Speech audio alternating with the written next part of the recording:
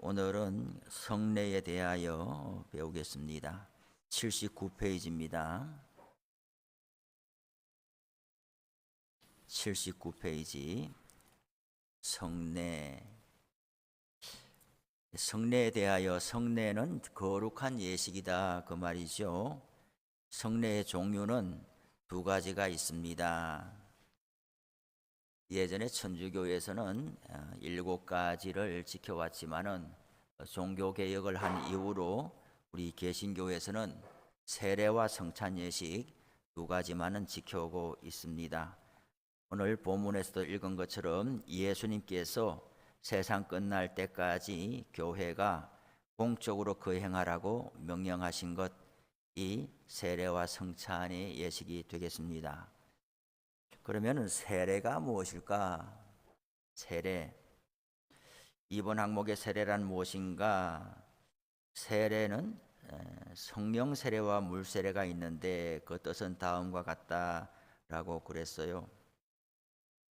우선 이 내용을 살펴보기 전에 유임을 다 나눠 드렸습니다.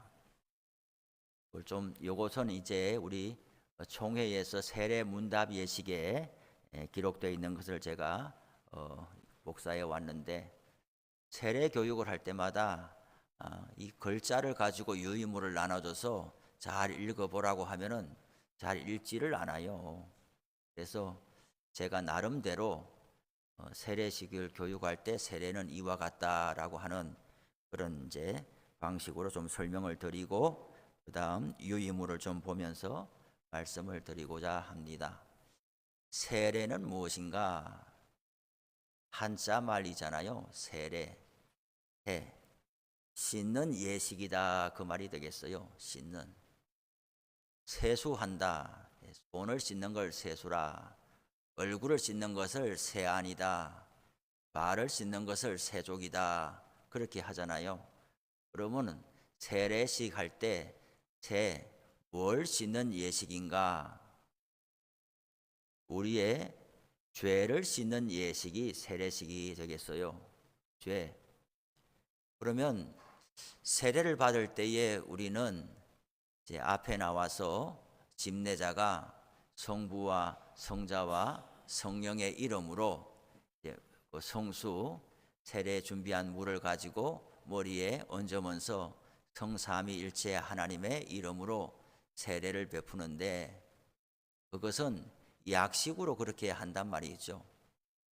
세례는 예수님께서 요단강에서 세례 요한에게 세례를 받으신 내용이 나오지요. 우리가 뭐 감리교나 침례교나 뭐 성결교나 순복음이나 뭐 교리가 조금씩 다릅니다만은 우리 모두가 인정하는 것은 이 세례만큼은 침례교에서 하는 예식이 옳다 그렇게 보는 거예요. 침례교에서는 아직도 이제 정한 장소에 가서 사람을 그 물에 다 담그죠. 앉으라라고 이야기를 하고, 어디까지 담궈야 되느냐? 머리가 물에 잠길 때까지.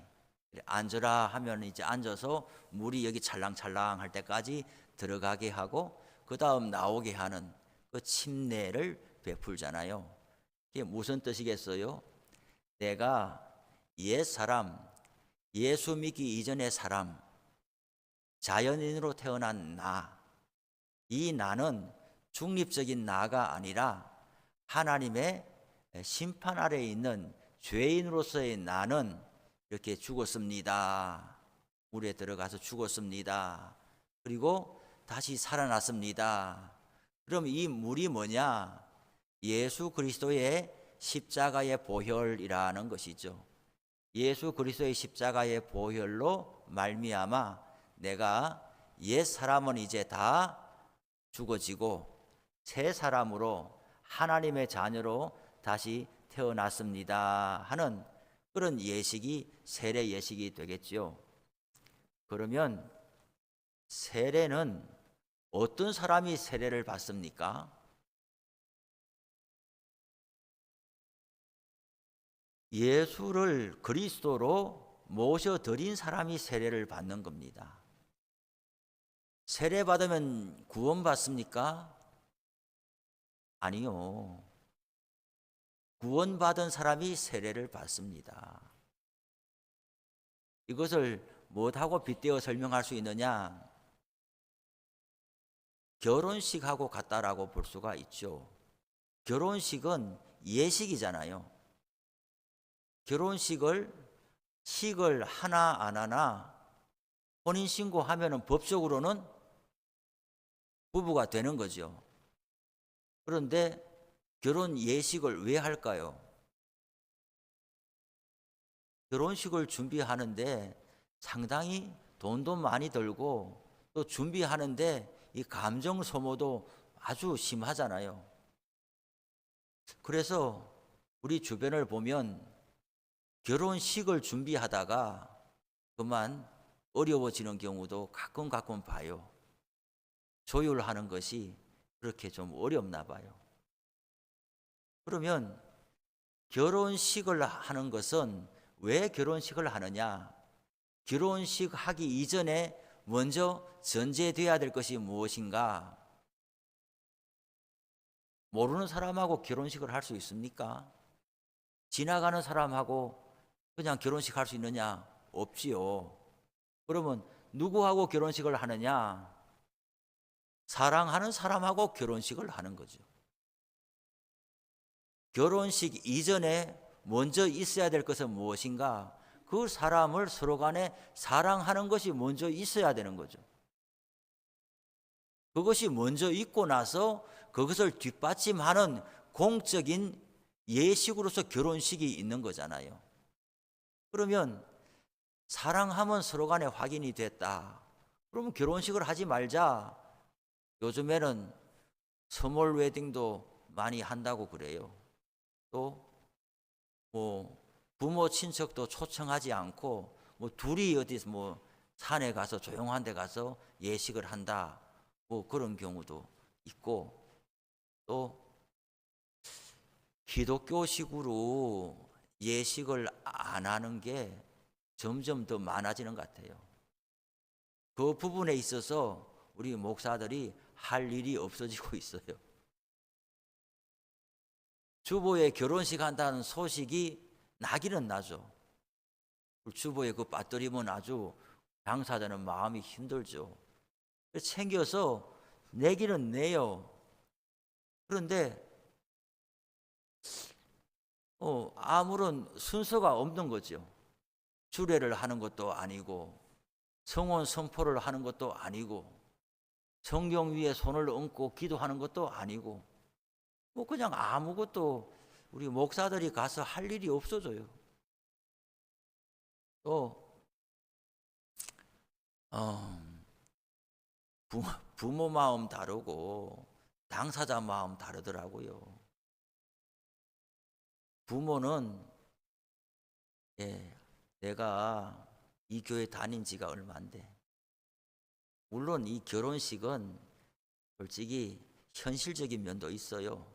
돈이 오고 가는 것이고 그거 간단치 않아요. 내가 부조 다 했는데 내 결혼식이 안 하면 어떻게 되겠어요? 마음 상하는 건 사실이에요. 주고받는 거 사실 있지만은 또 한편으로는 내가 이 교회에서 몇십 년 다니고 또 교회 중직자고 그렇게 하는데 그 집 아들 딸 결혼식 하는데 믿는 예식으로 안 한다 그러면은 상당히 그 부모가 마음으로 견디기가 좀 힘들더라고요. 그래서 부모는 결혼식을 이제 상견례 다 하고 날을 잡으면 교회 가서 인사를 해야 된다. 이것이 예의다. 당사자 두 명이 청첩장 가지고 와서 자기 손으로 목사님한테 청첩장 드리고 저희가 결혼하게 되었습니다. 순서가 있으면 주례를 부탁합니다. 이렇게 하고 또 부모는 그 자녀를 데리고 와서 우리 아들 딸입니다. 이렇게 하면서 그런 것을 아주 또 기쁨으로 생각을 하지요. 또 결혼 예식에도 예식장에서 찬송가가 울려 퍼지고 성도들이 축복하고 이런 것을 생각하는데 자녀들은 다 그런 거 필요 없다라고 생각을 하고, 또 부모는 그 예식 순서 하나하나 아무것도 안 할 바에는 축도라도 있어야 된다 이렇게 하고, 또 자녀는 그것도 싫다 그러고, 그래서 이 좋은 예식을 앞두고 조율하면서 서로 사돈 간에도 어려움이 있지만은 부모 자식 간의 관계도 이거 순서 하나 때문에 어려움이 있고, 어떤 경우는 보니까 부모가 마음이 상해가지고 나 안 간다, 어차피 니네들 마음대로 할 것 같으면 나를 부르지도 마라 이렇게 해가지고 뭐 어떻게 하든지 그래 쫓아내버리고, 뭐 그러면 관두세요 이렇게 하고, 뭐 자식은 자식대로 나가고, 아 옆에서 보는데 참 많이 마음이 좀 어렵거든요. 그러면 뭐라고 하느냐, 부모는 그렇게 하는 거죠. 내가 너를 이만큼 키워온 부모로서의 내가 자격이 있다. 결혼식 다 내 마음대로는 뭐 할 수 없다 해도 그래도 순서 하나 정도는 부모가 이야기할 수 있는 지분이 없느냐? 그것도 말이 되잖아요. 그렇게 하고 자녀는 내 결혼식입니다.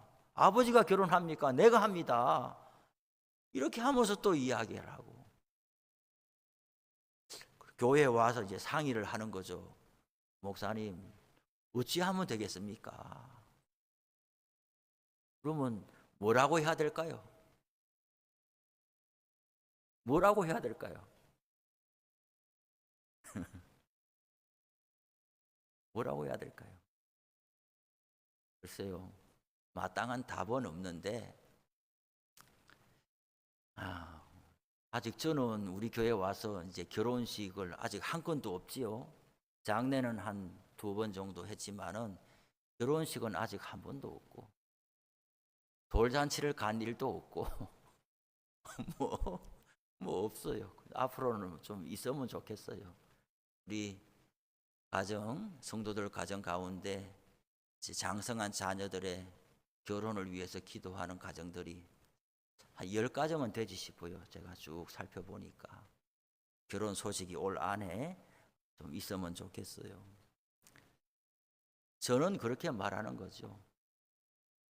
자녀의 결혼이 맞습니다. 당사자 우선적으로 해야 되고, 또 멀리 봐야 됩니다. 멀리. 어차피 결혼하고 독립하잖아요.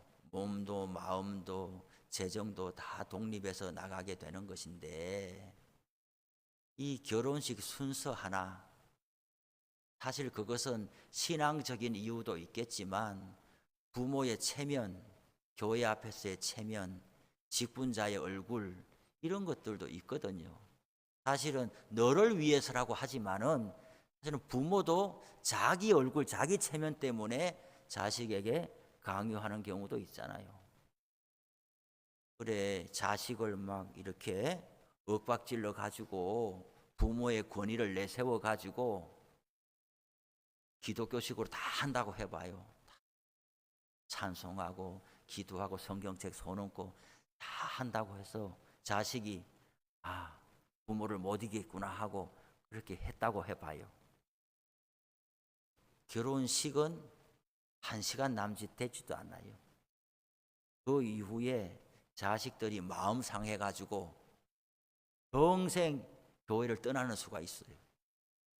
억지로 시켜서 마지못해 하기는 했지만은 그 한 번이 미래를 향해서 축복이 되지를 못하고 나는 교회 근처에도 안 간다, 그럴 수도 있는 거거든요. 그래서 참 예전에는 고민하지 않아도 되었던 게 지금은 고민거리가 되고 또 기도하게 돼요.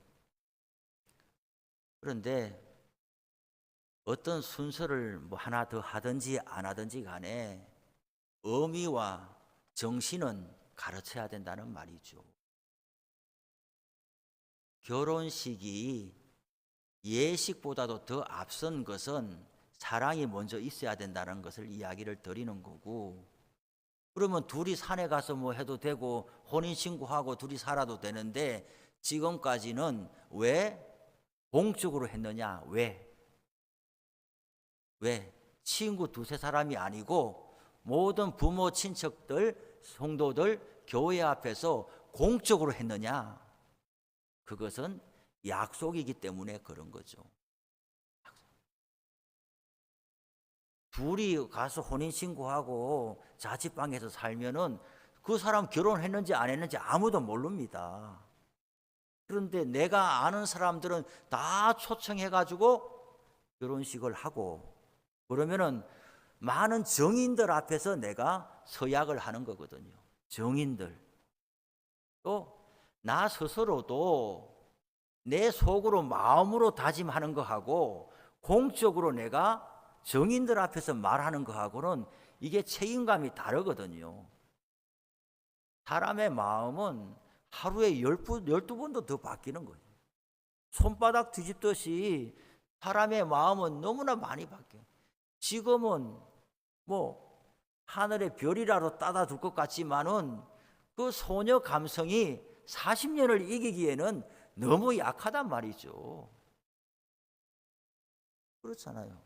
그러면은 이렇게 살아보면은 그 감정으로 버티게 해주는 게 아니고, 어떤 사람은 그럽디다. 왜 사냐? 전우회로 산다. 전우회. 뭐 전쟁에 나갔냐? 왜 전우회가 있냐? 하도 싸우다 보니까 이제 싸울 힘도 없다. 그래 보니까 이제 죽을 늙어가고 이제 서로 불쌍해 보이면서 그래 산다라고 하더라고요.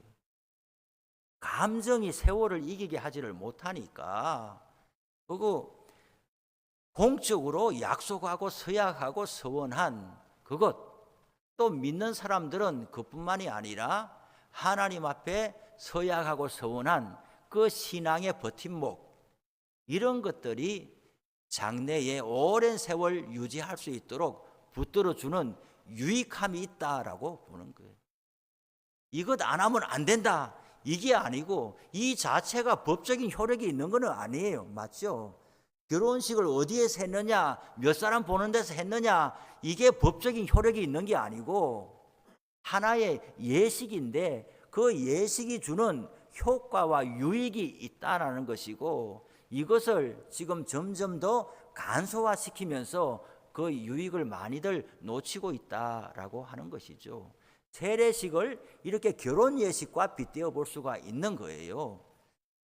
세례를 이제 신청을 받습니다. 이렇게 할 때 봐요. 신청서를 해가지고 언제 교육이 있습니다. 이렇게 왔는데 기본적으로 묻지 않겠습니까? 세례를 왜 받으려고 합니까? 이렇게 물으면 엄마가 가라고 그랬어요. 이제 중3 이상은 지금은 좀 이따 말씀드리겠지만 이제는 13세로 총회 법이 내려왔지만은 몇 년 전까지만 해도 15세였단 말이죠. 그러면은 한 중학교 3학년 지나면 세례 대상자가 되는데 세례를 왜 받으려고 합니까? 물으면은 모르겠어요. 엄마가 자꾸 가라 그래서 왔어요. 그래서 제가 어떻게 했을까요? 저도 나름 원리 원칙주의자인데 시간이 지나면서 자꾸 바뀌어지더라고요. 엄마가 가라 그래서 왔어요 할 때 제가 어떻게 했을까요? 집에 가 그랬죠. 세례는 그래 받는 게 아니다. 세례는 예수 믿는 사람이 세례를 받는 거다. 집에 갔다가 명년에 다시 와라 이렇게 했다가 어떻게 됐을까요? 혼났지요. 왜 혼났느냐? 이제 그 교인이 담임 목사님한테 전화해가지고 저는 부목사고 예배 담당이니까 그 모든 것을 제가 주관을 해서 교육을 해야 되는데 이 목사님 세례를 안 주려고 합디다 이렇게 되니까 담임 목사님은 또 왜 성도를 실족하게 하냐 그렇게 또 하고, 그래서 다음번에는 묻지 않고 세례를 주기로 이렇게. 세례는 누가 받느냐? 예수 믿는 신앙 고백이 있는 사람이 세례를 받는 것이고, 또 한편 제가 세례 받으려고 왔는데 보니까 어느 구역, 어느 교구 다 쓰게 돼 있잖아요, 소속을. 그런데 춘천 감리교회 교인이라고 딱 써가지고 왔다. 그러면 세례를 주면 되겠습니까? 안 되겠습니까? 세례는 그 교회 교인에게 세례를 주는 거예요. 어떤 경우를 보니까 이제 좀 큰 교회는 나그네들도 있잖아요. 나그네들도 있고 한데 주보에 이제 세례 그 광고를 냈더니 그 교육 그 하는 시간에 온 거예요. 누가 제가 처음 보는 사람이어서 잘 모르겠습니다. 그래 어느 교구에 속할까요? 그랬더니 아니 교회는 안 다닙니다. 그런데 지난주에 와서 주보 보니까 세례 준다고 해서 세례는 받는 게 좋을 것 같아서 그래 왔습니다. 그렇게 이야기를 해서 아이고 미안합니다. 교회 교적에 이름이 있어야 세례를 주고 특별한 경우 곧 숨이 넘어간다든지 이렇게 임종 세례 말고는 신앙 고백을 확인하고 줍니다.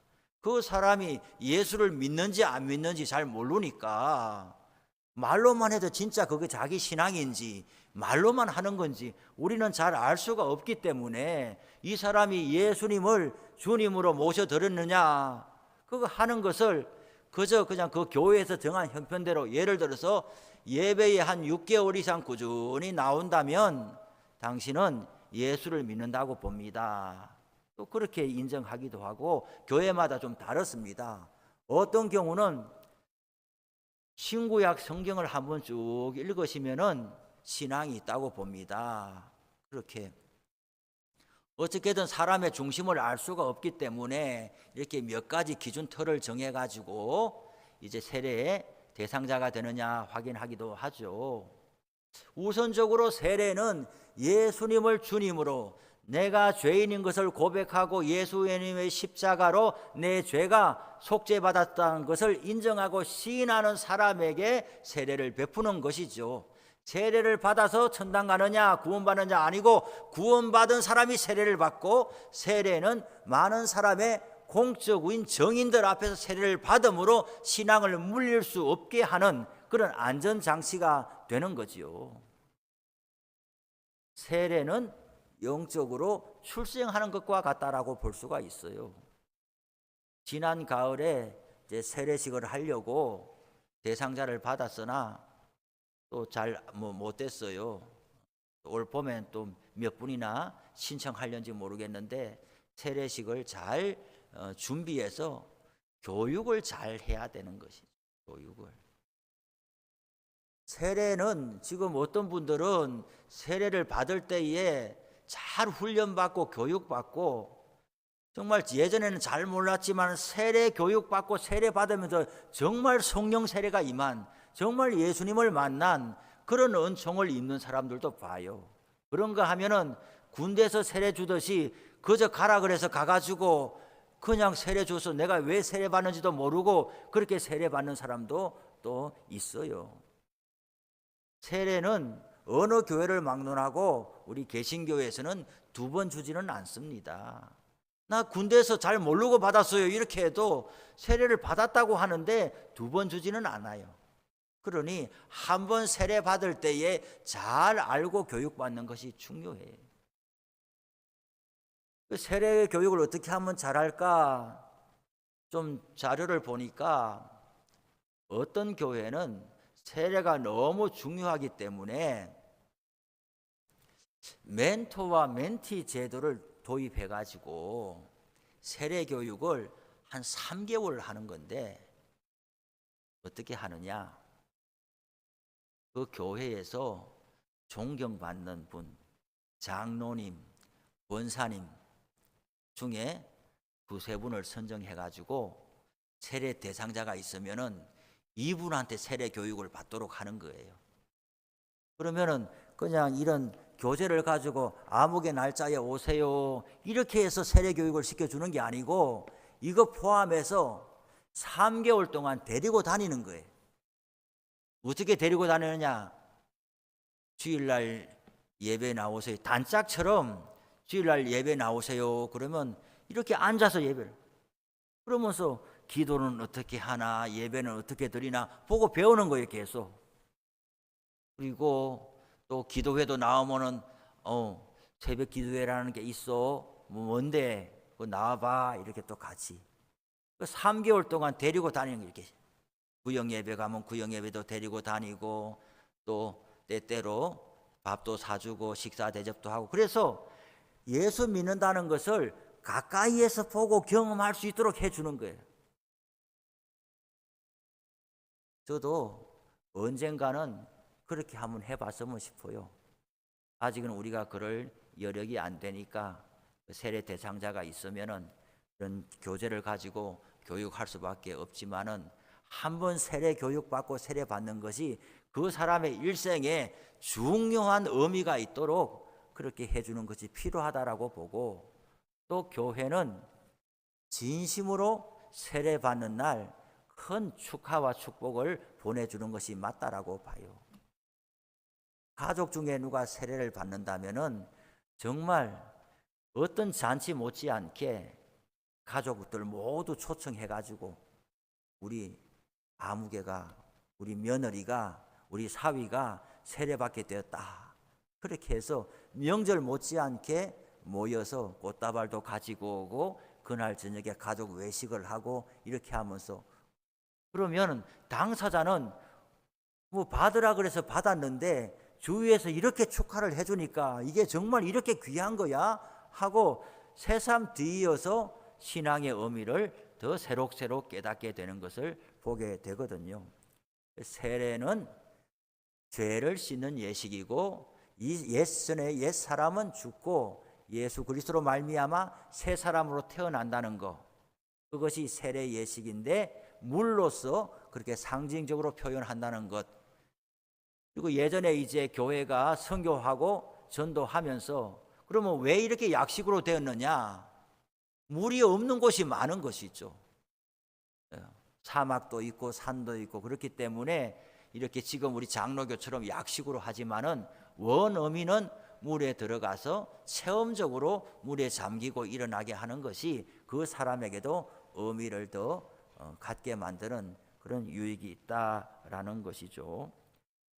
그리고 세례가 지금 우리 바뀐 법에는 예전에는 유아 세례는 만 2세 미만이었어요.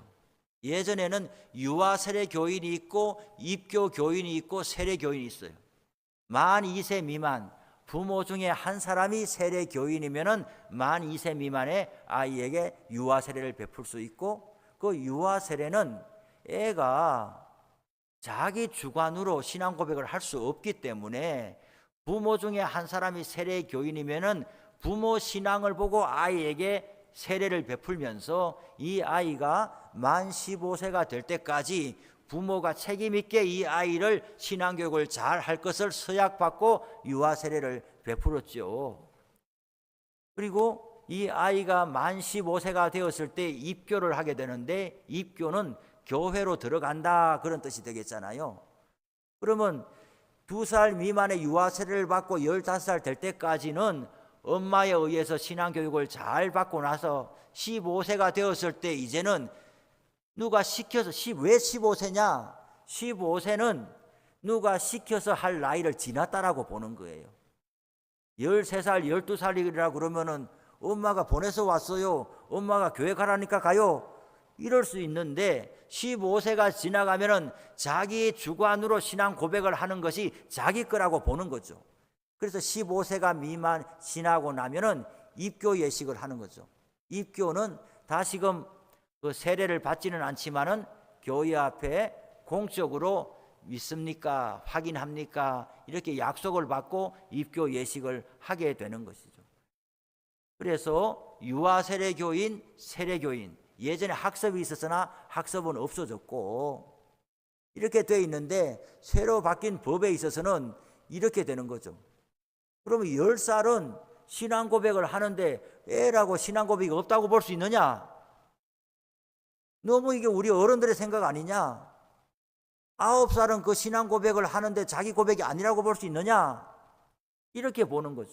그래서 전 연령대에 유아 세례를 만 2세 미만으로 하면 3살부터 해가지고 15살까지 그 사이에 있는 아이들은 세례받을 기회가 없는 거잖아요. 2살이 지났으니까 유아 세례도 못 받아. 15살이 안 됐으니까 세례도 못 받아. 그 중간 연령대가 비어 있으니까 새로 바뀐 법에서는 아니다. 이것이 옳지 않다. 모든 연령대에 세례를 주는 것이 맞다. 그렇게 해서 유아 세례 나이를 6살로 조정을 한 거예요.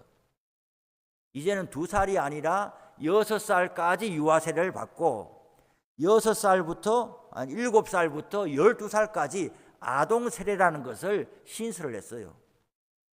유아 세례 6살까지, 7살부터 12살까지는 아동 세례, 그리고 예전에는 15살이었는데 지금은 13살부터 세례를 주게 돼 있는 거죠. 그래서 유아 세례, 아동 세례, 어른 세례 혹은 입교 나이도 조정이 되었죠. 그러면은 이런 문제가 또 발생을 하잖아요. 세례교인은 모두가 다 성찬 예식에 참여하잖아요. 세례교인은 모두가 다 공동오회에 참여하잖아요. 맞죠?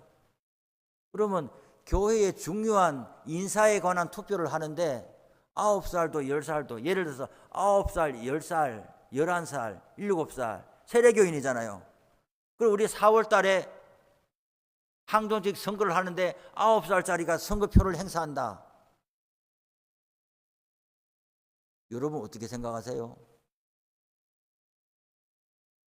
교회 단임 목사를 청빙한다. 위임 목사는 공동회의를 열어야 되는데 세례교인은 누구나 참여할 수 있다.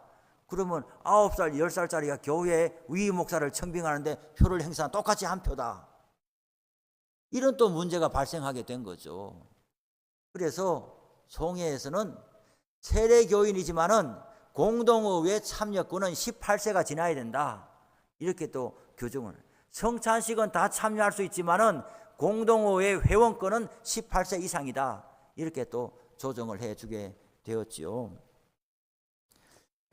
그러면은 세례의 의미에 대해서 유인물 가지고 조금만 살펴보고 마치고 다음 시간에 또 하겠습니다. 유인물을 보시기 바랍니다. 세례는 예수 그리스도께서 제정하셨으며 성령님을 통해 하나님의 은혜가 우리에게 전해지는 수단과 통로입니다. 세례는 다음과 같은 의미를 지니고 있습니다. 첫 번째로 세례란 무엇인가? 예수 그리스도와 함께 죽고 살아난다는 것입니다. 세례를 통해 우리는 예수 그리스도의 삶과 죽음과 부활에 참여합니다. 세례는 우리 옛사람이 그리스도와 함께 십자가에 달리고 함께 죽고 함께 묻히며 그리스도의 부활의 능력에 의하여 새로운 삶으로 다시 일으킴을 받는 것을 나타냅니다. 또한 우리는 세례를 통해서 마지막 때에 부활하여 그리스도와 함께 있고 그리스도와 닮아가게 될 것이라고 확신합니다. 두 번째, 세례는 죄의 고백과 마음의 회개를 포함합니다. 세례는 깨끗한 물로 몸을 씻고 모든 죄와 허물에서 마음을 씻고 하나님께 의롭다 인정함을 받았음을 나타냅니다. 세례받은 자는 모든 죄를 용서받고 몸과 마음이 깨끗해지고 거룩해지며 성령님의 인도 아래 새로운 삶을 살아가기를 결단하는 겁니다. 세 번째, 하나님께서는 모든 세례받은 자에게 성령을 부으시고 성령으로 인을 치시며 하나님의 자녀로서 물려받을 기업에 대한 보정으로 성령을 마음에 두셨습니다. 성령님은 우리 마음속에 머물면서 신앙의 삶을 자라게 하시고 우리를 위해 말로 표현할 수 없는 탄식으로 간구하시며 다양한 은사를 주시고 삶의 열매를 맺게 하십니다. 우리 안에 계신 성령님의 힘으로 우리는 마지막 때에 다시 살아나 하나님께 영광을 돌릴 것입니다. 네 번째, 세례에서 우리는 그리스도의 몸에 접붙임을 받아 그 몸의 부분이 되고 모든 교회와 연합됩니다. 우리는 한 세례를 받아 한 아버지를 섬기고 한 주님을 고백하고 한 성령님을 믿습니다. 따라서 세례받은 자는 우리가 하나 되어 세상이 그리스도를 알게 해달라는 주님의 기도를 기억하고 교회들이 분열을 극복하고 하나의 교회를 이루는 일에 힘쓰도록 부름을 받습니다. 다섯 번째, 세례는 하나님 나라의 표입니다. 세례는 성령님을 통해 지금 여기에서 하나님 나라의 삶을 시작하게 합니다. 세례받은 자는 성령님과 사귀며 믿음과 사랑과 소망의 삶을 살아갑니다.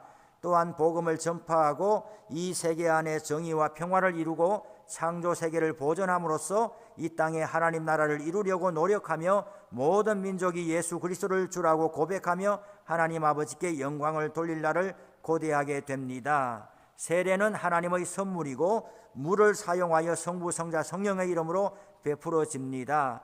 세례의 물은 창조와 노아 시대의 홍수와 출애굽의 물을 떠올리게 합니다. 따라서 우리는 세례에서 하나님의 창조 목적과 깨끗하게 하는 능력과 구원의 약속을 기억합니다. 세례는 주님이 명하셨듯이 성부, 성자, 성령의 이름으로 주어집니다. 따라서 세례에서 우리는 삼위일체 하나님을 마음으로 믿고 입으로 고백합니다. 또한 세례는 하나님과 하나님의 백성 상호간의 언약을 나타냅니다. 세례에서 하나님께서는 예수 그리스도의 십자가와 부활을 통해 우리의 모든 죄를 용서하시고 성령님 안에서 새로운 삶을 살게 하시며 죽은 자들 가운데서 다시 살리셔서 영생을 누리게 하겠다고 약속하십니다. 또한 우리는 세례를 통해 만물을 창조하시고 인생을 주관하시는 하나님을 아빠, 아버지로 부르고 예수 그리스도를 주님이라고 고백하며 성령님 안에서 주님을 닮아 복음을 증언하고 모든 삶의 영역에서 하나님의 뜻을 따라 살아갈 것을 서약합니다. 아래에는 읽어보시면 되겠습니다. 이제 같이 좀 기도하고 또 찬송하겠습니다. 오늘은 성례에 대하여 우선 세례에 대하여 배웠는데 이미 우리 모두는 세례 교인인 줄로 압니다. 세례는 다 받았지만은 날마다 우리 주 예수 그리스도의 구속의 은총이 우리 가운데 살아 있고 또 생동감 있게 역사하는 그런 우리의 신앙과 믿음이 되게 해달라고 기도해 주시고 또 교회를 위해서 기도하시고 또 병중에 있는 성도들을 위해서 기도하시기 바랍니다. 한 10분간 기도하겠습니다.